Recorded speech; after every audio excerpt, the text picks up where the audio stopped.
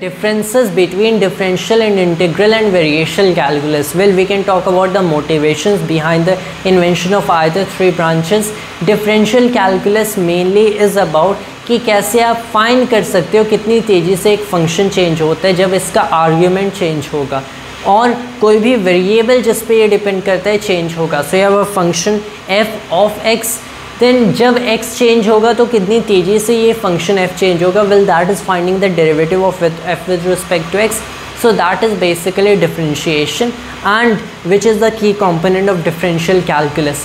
Integral calculus mainly investigates कि जब ये function change हो, जब ये हमारा function change हो रहा है and variable change हो रहा है, तो ये कितनी amount से change होगा when x इतनी amount से change होगा. What you do is integrate the rate of change of f with respect to x with respect to x. So it is the integral of df over dx times dx, and that will is the change in f when x changes by a certain amount by putting in the limits of integration, of course.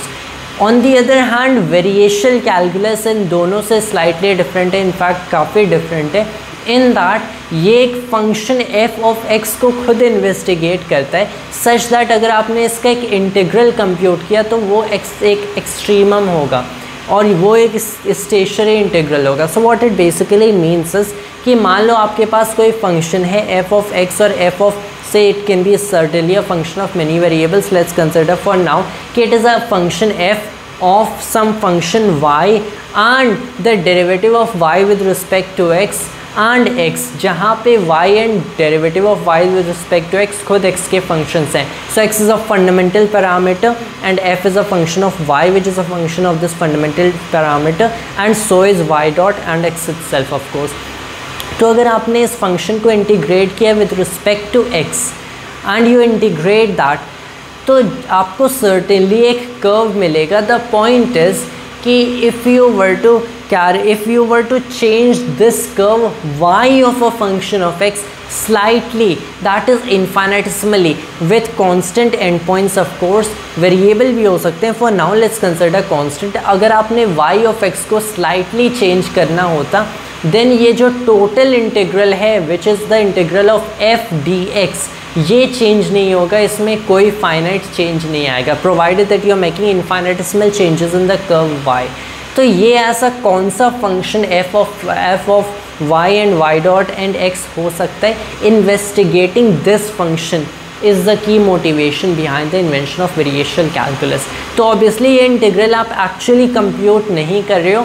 The point is कि अगर आपके पास एक ऐसा integral of f of dx हो जाता है, integral f dx हो जाता है, you have to basically make this integral stationary such that कि अगर y आपका चेंज होता है ये कर्व इनफाइनाइटेसिमली, इस इंटीग्रल में कोई चेंज नहीं आएगा. सो finding this function, how do you exactly do that?